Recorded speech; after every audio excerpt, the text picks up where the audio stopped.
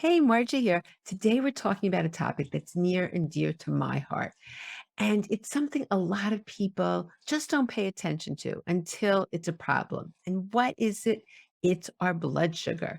And there's emerging evidence that excess sugar in the bloodstream attaches to the collagen in our bones and creates a structural change that makes our bones less flexible and more brittle. And the research has shown that both type 1 and type 2 diabetes have increased rates of fractures. But we don't want to wait till we have diabetes before we do something about it. And it does matter. Prediabetes is something that needs to be dealt with and very common, as you'll see. But I'm really excited about our special guest today, Dr. Brian Mowll. And Dr. Mowll is the founder and medical director of Sweet Life Diabetes Health Centers and serves clients worldwide as the diabetes coach. He is a certified diabetes care and education specialist, master licensed diabetes educator, and was one of the first doctors to be certified to practice functional medicine by the Institute for Functional Medicine. Dr. Mowll helps people with all forms of diabetes properly manage their complex health conditions. Additionally, with type 2 diabetes, prediabetes, and metabolic syndrome, his goal is to not just manage, but to reverse these conditions using a natural, personalized lifestyle approach. He has spent over 20 years focusing on clinical nutrition, physical activity, lifestyle management, functional medicine, and diabetes self-management education, and is widely recognized as a global leader and expert in the field. He's the host of the upcoming Insulin Resistance Summit, the Mastering Blood Sugar podcast, and was named one of the top 50 functional medicine doctors in the world, and the author of the international best-selling book, The Pro-Fast Diet, Burn Fat and Reverse Type 2 Diabetes in Just 6 weeks. And in today's podcast, we talk about what can be done. What can be done, what it is, first of all, like what is pre-diabetes? How do you know if you have it? And what simple lifestyle things we can all do to stop it in its tracks so that we don't have all those negative consequences of increased blood sugar and down the road diabetes. So this is full of so much great information that can really be life-changing. So stay tuned. Welcome, Dr. Mowll. I can't even tell you how happy I am to have you on the podcast. This topic is so important. It's very near and dear to my heart. I have a son with type 1 diabetes and personally found out I had prediabetes, which now is no longer prediabetes, the almost the very beginning. But, this is something we all have to deal with. It has a huge impact on our bones. Most people don't realize that. And, I'm excited because the good news is there's so much that can be done. And it's just something a lot of people aren't aware of the importance and what can be done. So I'm just so happy to have you. So welcome. Thank you. I think that's one of the things I love about this topic. And, nobody wishes themselves to be dealing with blood sugar problems or insulin resistance or diabetes or obesity. But the good news about these conditions is that they are largely reversible. So there's hope and there's a lot we can do, as you said. Yeah. So I think in this community, let's start at the basics because I think in this community, so often you'll see your conventional, you'll see your doctor and your blood sugar could be, or getting to the pre-diabetic range and no one says anything. No one will say anything and as though everything's fine. And then all of a sudden one day, like magically you appear and they're like, oh, you have diabetes, and then they put you on a whole slew of treatment. But that doesn't have to be that way, and that's really not the best way to do things. So let's explain what it is and, what pre-diabetes is and, when they're looking at it, what does it mean? So maybe start from the beginning just to get everybody set on what we're talking about. Sure. Yeah, it's a good question. And it actually is a little bit confusing because there are sort of these two buckets that doctors will put patients or people in when it comes to type 2 diabetes. And let's just say right off the bat, you mentioned type 1. type 1 is a different condition altogether. Oftentimes, I wish they didn't share a name because they are so different. I mean, they both manifest in high blood sugar if they're uncontrolled, but the mechanism is totally different, right? I mean, you know this well, but type 1 diabetes is an autoimmune disease where, unfortunately, usually at a very young age, the beta cells, which are the cells that produce insulin in the pancreas, are damaged or destroyed due to this autoimmune disease, and the person becomes insulin dependent for life. And we're very thankful that insulin was found, discovered, and then formulated because it's life saving for, as you know very well, for people with type 1 diabetes. And type 1 diabetes can be managed very well for life. It's, obviously it's not easy. No one would sign up for it if they had a choice, but it can be well managed. And, people with type 1 can live full life expectancy, great quality of life, no, without really any significant problems if it's well managed. Type 2 diabetes, which is 90+% of all cases of diabetes, totally different animal. It's a metabolic dysfunction. And I think this is what's misunderstood by a lot of people. Metabolic dysfunction is a broad category that includes things like PCOS, hormone imbalances, obesity and overweight, things like Alzheimer's disease, cardiometabolic disease, so stroke, PAD, heart attacks. And there are connections to things like osteoporosis and osteopenia because, again, there's a lot of hormonal connections here. Even something like hypothyroidism, where we wouldn't say it directly causes it, but there are connections. And so this metabolic dysfunction is a huge umbrella. And sort of the end of that for many people is type 2 diabetes. That's sort of like what ends up, leading to major complications, heart attacks, strokes, loss of vision, loss of limbs, loss of kidney function, that type of thing. So obviously we want to avoid that. And before you get to type 2 diabetes, there's this other bucket of pre-diabetes. And this is what I was referring to a few minutes ago is sort of confusing because there are these two buckets. There's pre-diabetes and type 2 diabetes. And really the only difference is the number on the blood sugar meter. So, so just to define it, a normal blood sugar, when you take a finger prick test on a glucometer or you do a serum test in the lab, is around 76 to 92 fasting. So somewhere we typically look for something in the 80s as sort of optimal blood sugar. When it starts climbing above 90 into the mid 90s, over 100, we start to call it dysglycemia or an imbalance or a dysregulated blood sugar. When it gets to 100, between 100 and 125, it's called prediabetes, and 126 or higher, it's called type 2 diabetes. And there's a couple other ways to diagnose it, but that's the main way. So Can you also just tell about the A1C? Because a lot of yeah, people sure. will get an A1C. And, it's funny because my blood sugar wasn't 100, but my A1C was 5.7. And that's Right. that's what I was like, oh my, what's going on here?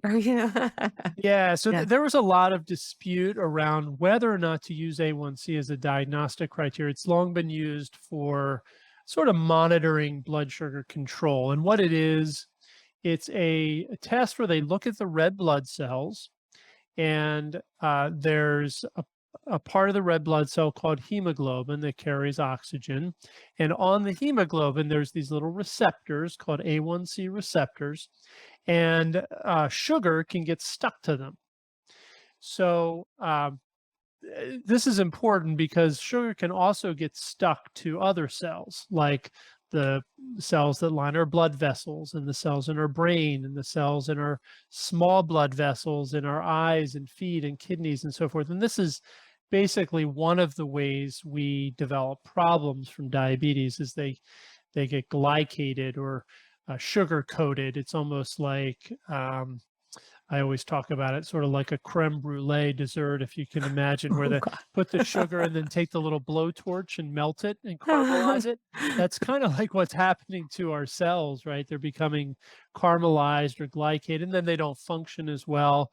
They don't heal, and you get all these problems from it. So A1C is a way to measure that, how much of that is happening. And so it's a percentage of those receptors which have sugar stuck to them, essentially. And the normal percentage is around 4.5 to 5.5. So somewhere usually in the high fours is considered good, or the low fives. When it gets to 5.7%, that's considered prediabetes, up to 6.4%. And then when it's at 6.5% or higher, that's now diagnostic for type 2 diabetes. So it's basically often described as sort of a 3 to 4 month average of your blood sugar, because if your blood sugar is high for 3 or 4 months, the red blood cells, which live 3 to 4 months, are going to get more saturated with glucose, basically, so that percentage goes higher. So an A1C of 6.5 or higher is considered type 2 diabetes. And oftentimes we'll see people with an A1C of 7, 8, 9, or 10, which is really, really high. And there has been quite a bit of research that shows for every 1 percentage point that goes up, so from 6 to 7, from 7 to 8, there's about an 18 to 20% greater likelihood of diabetes complications. So, Wow. yeah, so if you have an A1C of, say, 7 instead of 6, now you've got a 20% greater risk of any complication. So that could be kidney failure, blindness, amputation, poor wound healing, sexual dysfunction, Alzheimer's disease or dementia, or any of these other complications. So, or heart attack, strokes. So the A1C is a big deal, and it's a way to sort of assess how controlled your blood sugar has been over time. What's good about that is because when that happened to me, I immediately got one of the CGMs for 2 weeks to see what was going on. I couldn't imagine because my diet is so clean and I eat so well. And the thing is that every morning it was different. So when you just get that one shot in the morning, it really doesn't tell you what's going on. I mean, for me, Right. it was too much fruit. Can you imagine? Too much fruit was in Mm. fructose. And then once I added more fiber and just reduced that, it totally changed. But something minor, like that could do it. But the interesting thing is if you're saying like if you just get your blood sugar that one time, when you get it can vary each day. So so at least I think the two together, right? Do you agree? Give you a more Absolutely, absolutely. accurate Yeah, and the picture. A1C is a great test, glucose is a great test, but they can be, you're right, they have their limitations. For A1C, you do get sort of this average, which is Yeah, good, that's better. but you Yeah. yeah, but you don't know what goes into that, right? So you could have one person could the other thing you don't know is what direction you're moving. So it's good to have a test, say every 3 months or every 6 months, so you can see, is it getting better, is it getting worse? Someone could have an A1C of, say, 6.3, and you could say, well, that's in the pre-diabetic range. So does that mean you're moving towards type 2 diabetes, or does that mean you're moving away from type 2 diabetes? We don't know that unless we have, multiple tests, right, to see what direction you're moving. So we call that health trajectory. And I think that's really important is, a 6.3 in and of itself, I don't know, that might be good, it might be bad. Obviously, it's not optimal, but it's okay if that's better. If you were an 11 before and you're 6.3, that's fantastic, right? So it's sort of what direction you're moving. But the other thing is you don't know um, what goes into that reading. So some people, for example, have high blood sugar after meals. Others have fasting high blood sugar. Some people have both, and those are sort of different things related to some different root causes. And an A1C won't really tell you that. It'll just tell you sort of what your average is over time. Yeah. Well, actually, while we're on this topic, do you then believe in using the CGM for 2 weeks or believe in Oh yeah, yeah. I think it's one of the best breakthrough technologies for really any type of bioanalysis. I mean, you could call it biohacking or whatever, but it's a really great way to assess metabolic health because, and by the way, glucose self-testing is still the gold standard when it comes to blood sugar management. So the A1C is a great test. We highly recommend it, but it does have its limitations. As I said, it's also sometimes not accurate for everybody. So testing your own glucose is still the gold standard, and evaluating the data, with a little bit of knowledge and information behind it.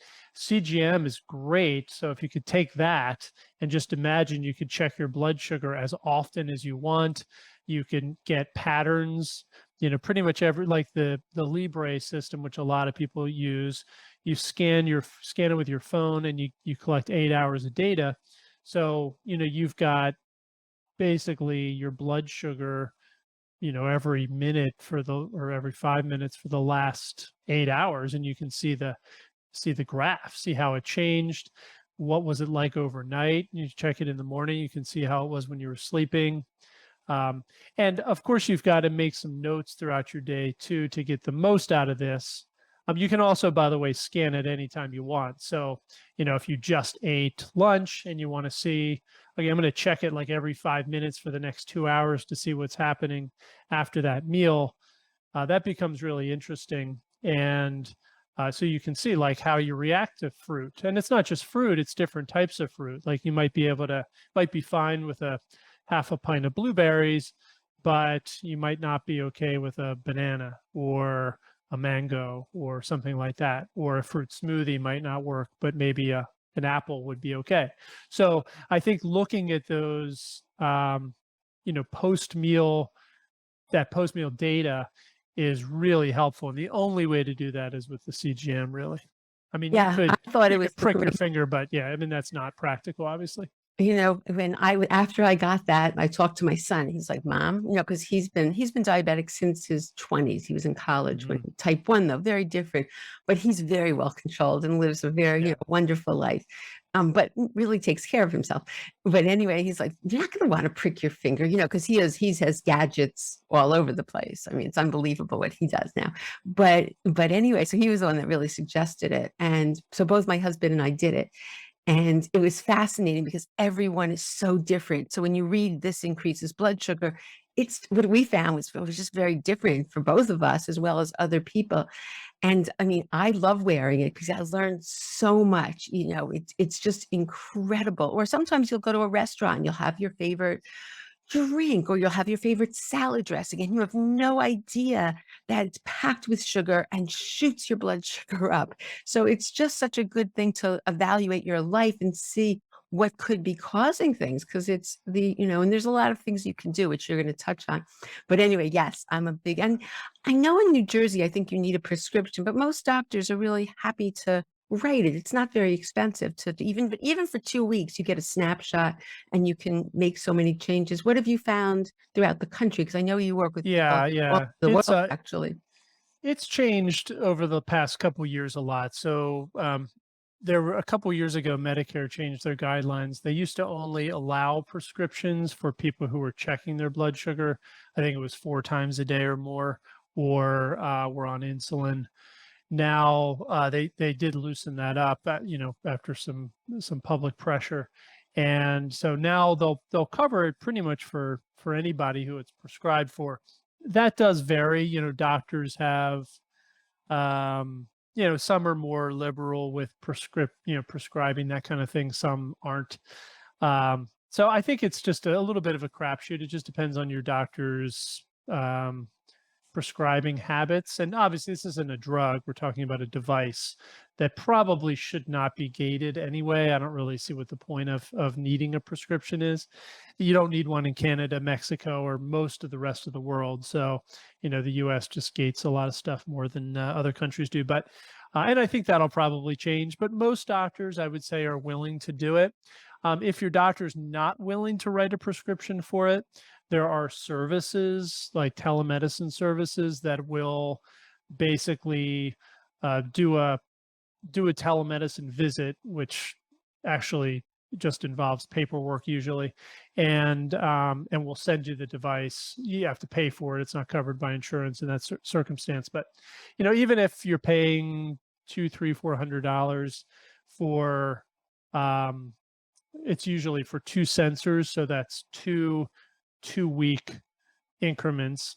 I think it's well worth it, even if you just do it once as sort of a way to evaluate your blood sugar and blood sugar fluctuations. So, you could wear one for 2 weeks, make some changes, do some lifestyle adjustments, and then maybe wear one for another 2 weeks. And I think you can learn so much from that. And the other good thing is it doesn't hurt at all. Yeah, People think, oh gosh, there's a needle, because people don't want to stick themselves. It's not pleasant, and this, you don't even feel it. You barely feel it going in, right. and it's painless. It's really quite. I think I'm just such a big advocate of it, because I saw how I was able.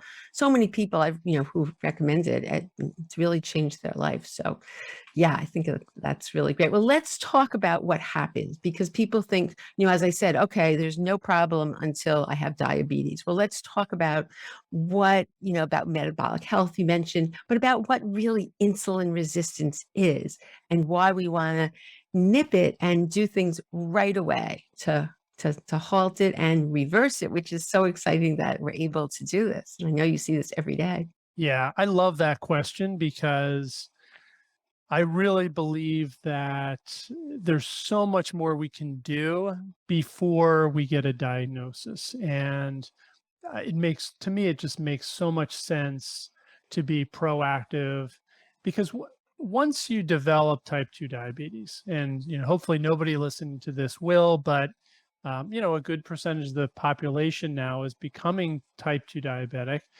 So it is a reality.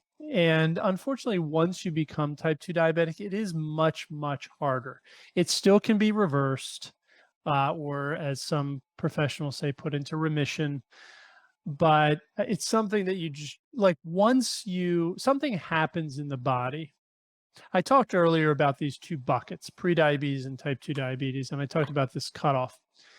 So the number, I think, is less important than the idea of what actually happens when you become type 2 diabetic. Because, yes, you could go from a blood sugar of 125 to 130 and you move from prediabetes to type 2 diabetes.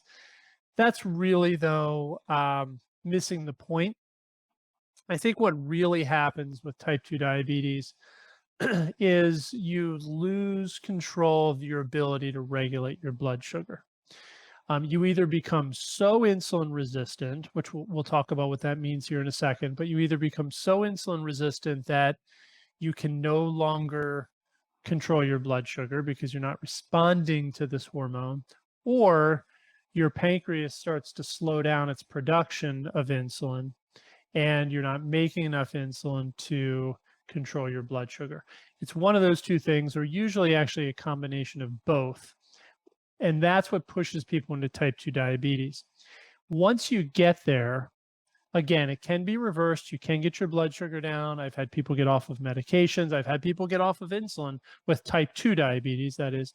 But you do have to be super careful for the rest of your life once you get that diagnosis, because there does seem to be some impairment there once you reach that point. So the reason I'm saying that is because the more proactive you can be to stop this before you lose control like that, the better chance of you having really optimal health and the easier it is to manage for the rest of your life. So if you can catch it or stop it while it's still in that pre-diabetic range or dysglycemic range, or your blood sugars may be high but not diabetic, let's say 110, 115, 105, something like that, fasting, then you can really just totally get rid of the problem altogether. And that's that's what we all want. So my point of saying this again is to put a little bit of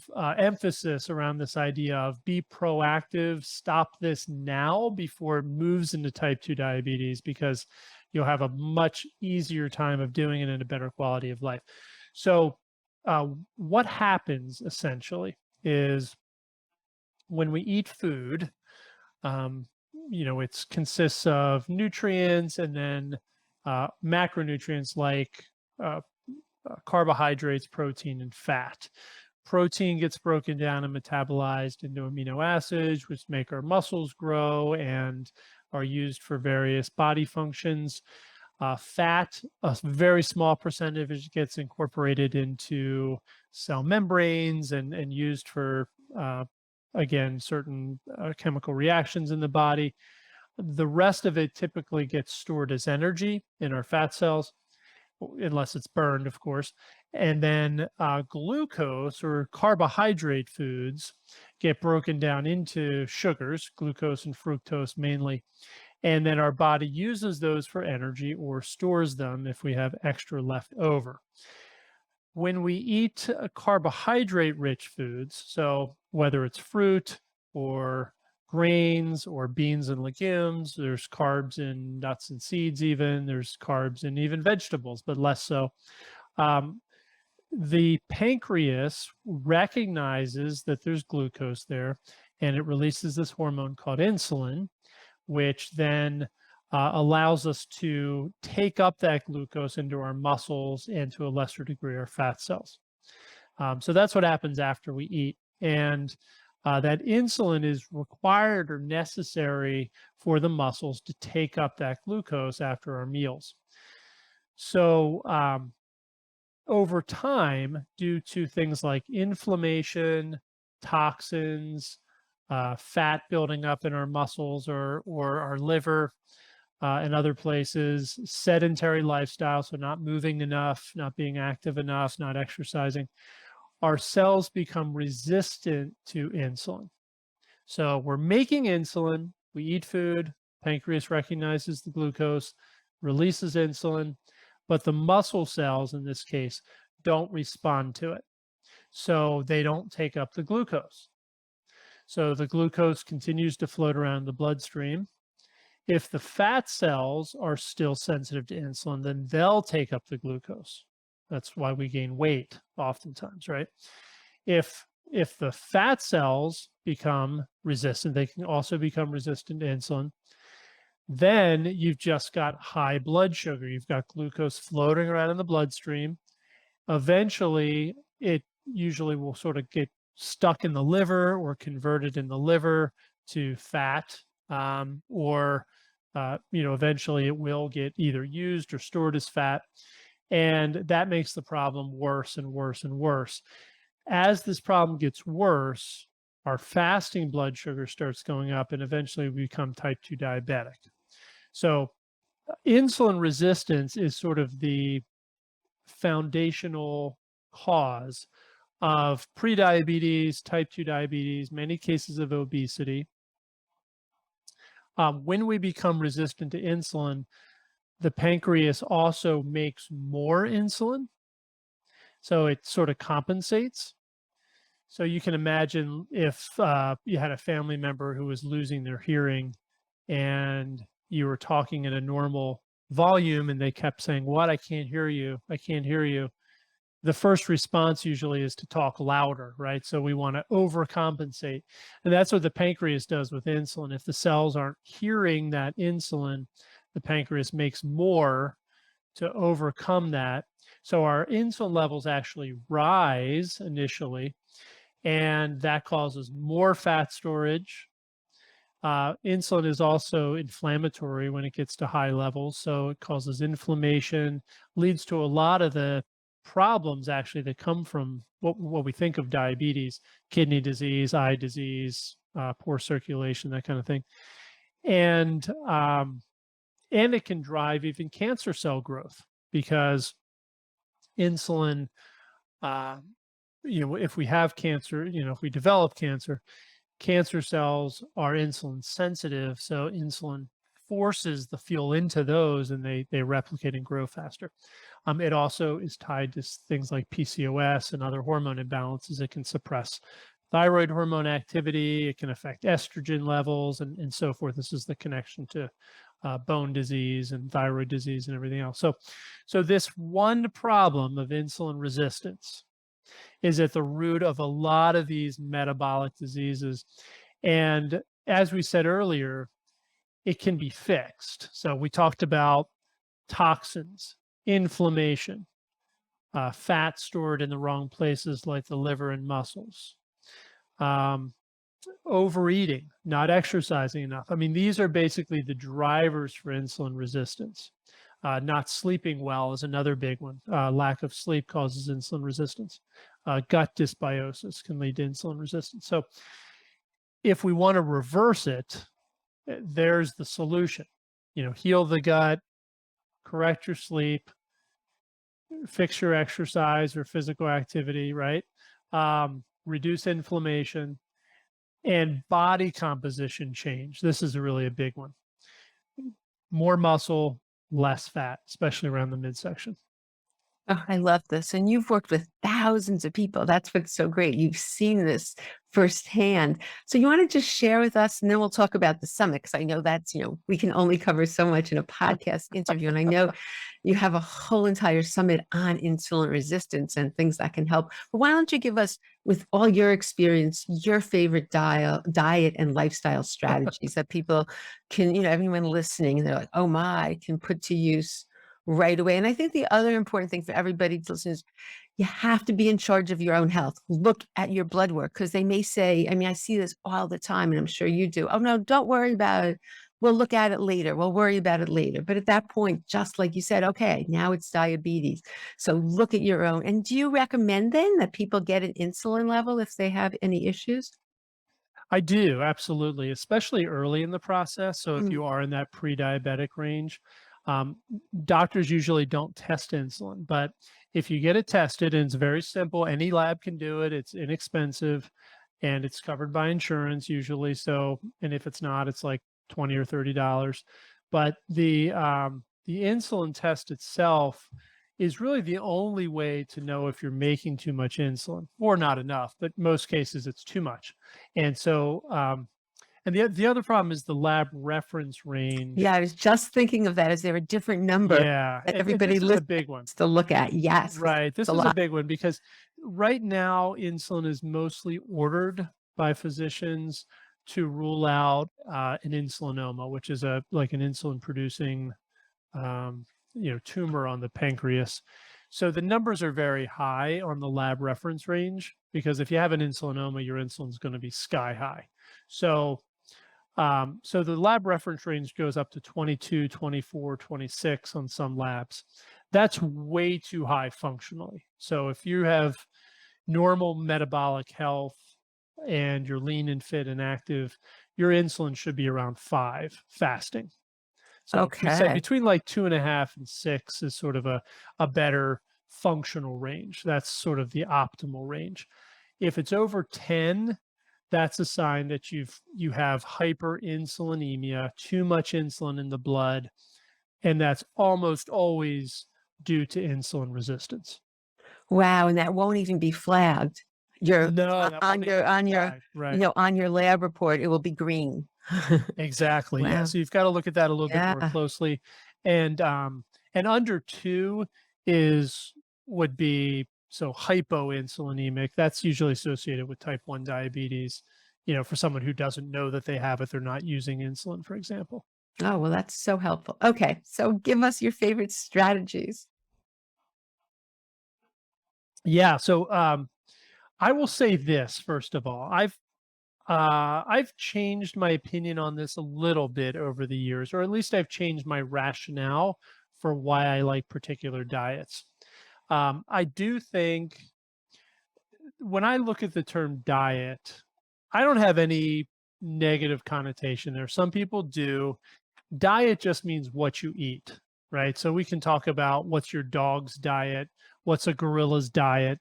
That doesn't mean they're trying to lose weight, right? It just means that they're eating something. And so let's look at it from that context, right? It's like, your diet is what are you eating?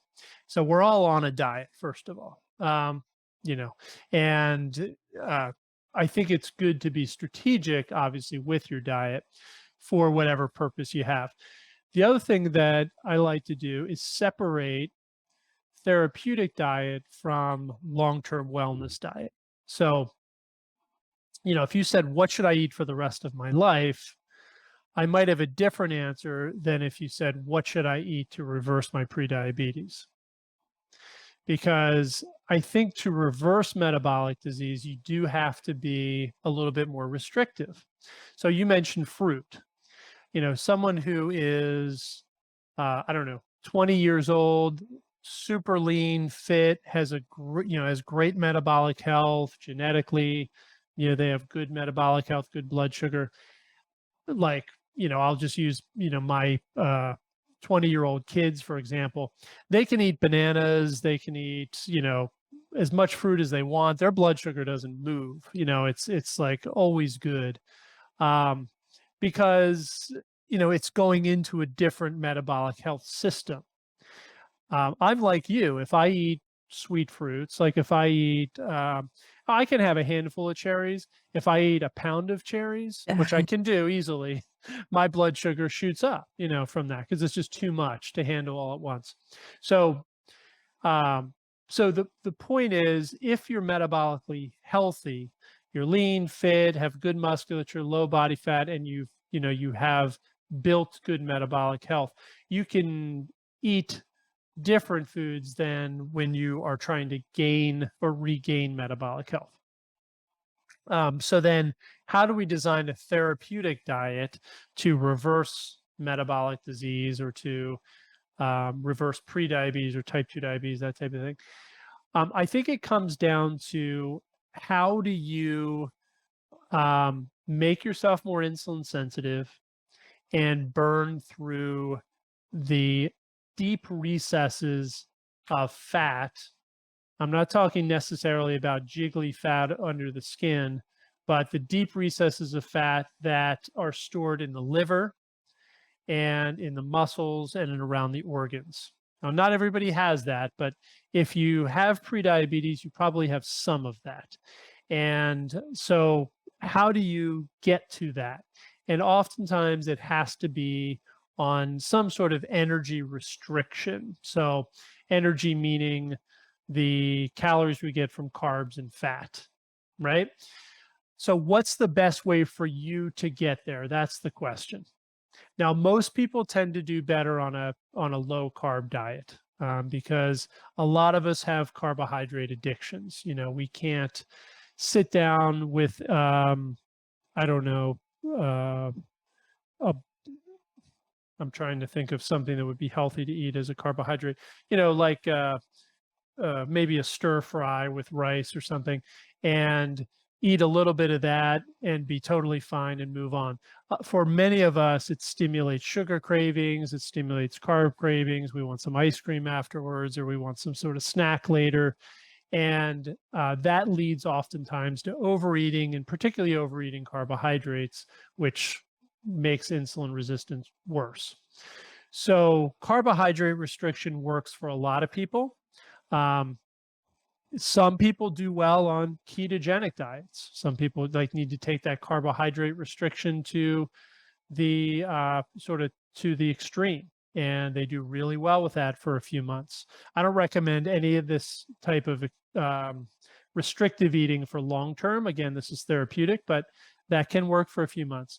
I do have clients who do really well on a plant-based diet because when they eat vegetables, and you do have to be very careful with protein because it's hard to get enough protein on plant-based diet, but if you're really conscious about it and you're doing good quality protein supplements, and you're eating plant-based sources of protein, and it works for you, it's very easy to be energy restricted on a healthy whole food plant-based diet.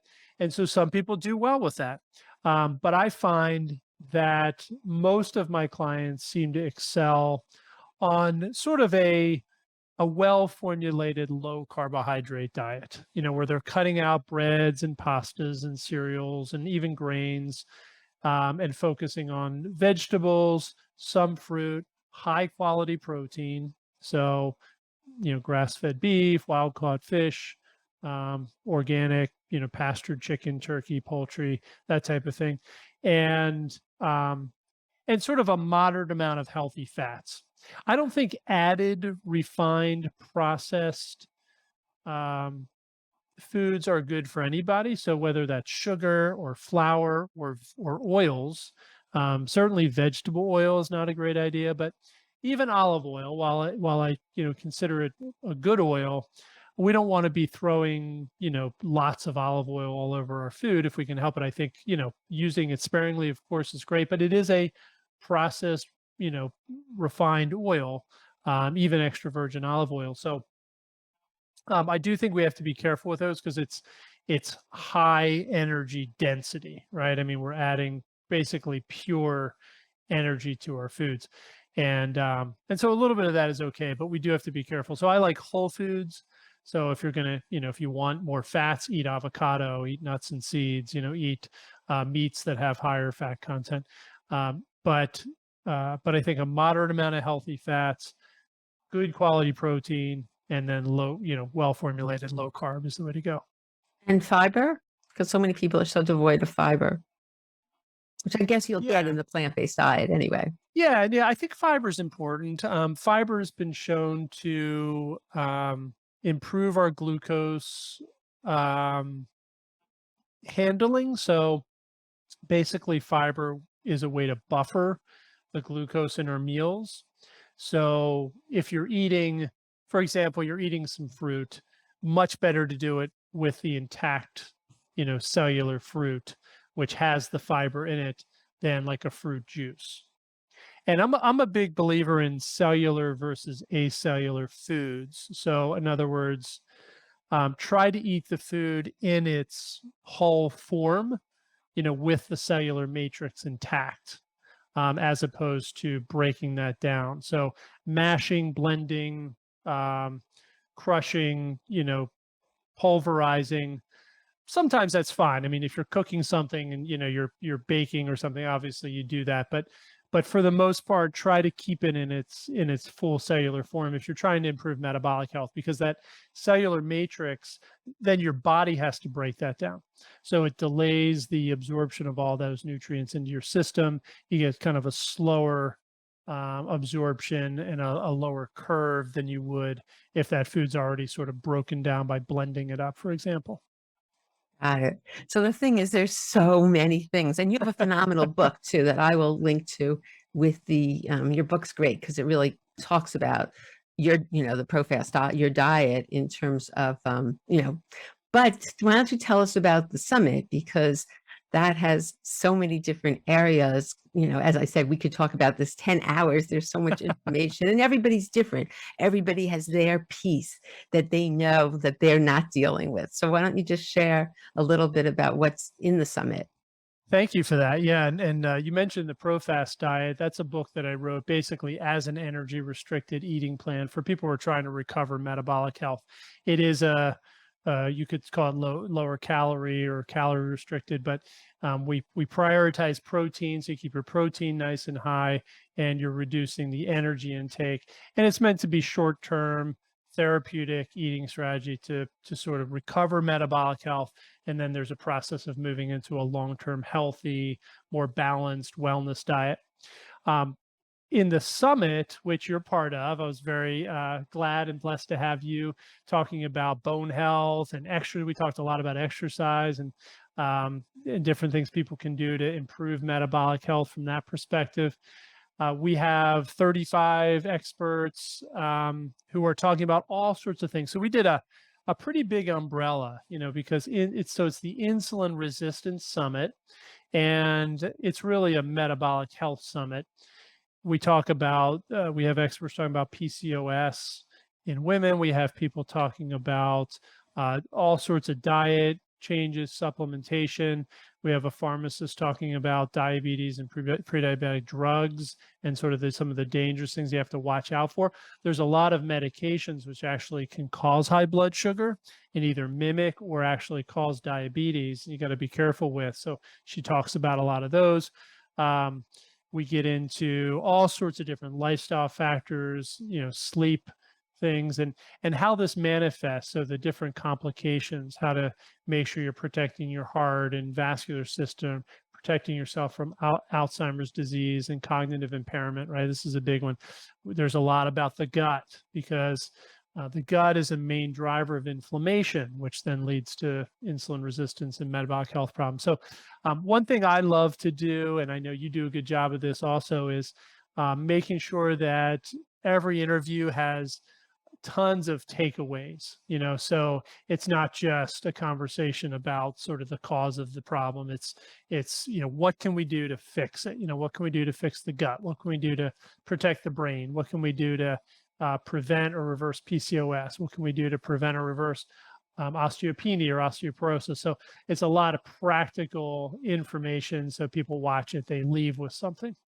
Oh, yeah, I'm so excited about it because, as I said, it's something near and dear to my heart, and I've been able to totally, improve my blood sugar. And you've worked with that. What I like is that, you've been a diabetic health coach for how long? For how many Yeah, years? almost 20 years. Yeah, so Yeah. you've worked with people and you know what works. It's not just theoretical. You've seen the benefits and how life-changing this can be. So this is just really, because I'm telling you, when I see people's blood work, it's not something on their radar. They come to me for osteoporosis, and I see their blood work not even flagged, but yet they have, pre-diabetes, and they're like, oh well, it's not diabetes. I'm not going to worry about it. But I think you did a good job of explaining why we need to deal with this, and all the good things is everything that you've talked about, and the people are telling about on the summit will also help your bones, overall health, mood. It's the ripple effect. It's just such a win-win. Wow. Yeah. Is there any last, so we'll have the links for all that. But is there any last minute things you want to say to everybody? No, no, I just appreciate you. I love your spirit and your energy and the information you bring, the service you provide to your audience. So I just want to thank you for that. And I appreciate you having me on. Oh, well, thank you for everything you do. And you've made such a difference in so many people's lives. And you work very hard because I know you care so much. So thank you for putting together the summit. And thank you for being here and sharing all this information with everyone. So thanks so much and look forward to staying in touch. I hope you enjoyed my interview with Dr. Mowll as much as I did, and now have a better understanding of why it's so important for your bones and overall health to control your blood sugar now and not wait till later on when you have to. The good news is there's so much that can be done, as Dr. Mowll talked about. I'm really excited about his upcoming summit, the Insulin Resistance Summit, where he has fabulous experts, and they're going to talk about a myriad of strategies and things you can do to really make a big difference in your blood sugar and your overall health. So all the links will be in the show notes. And thank you so much for tuning in, and I look forward to seeing you on the next episode.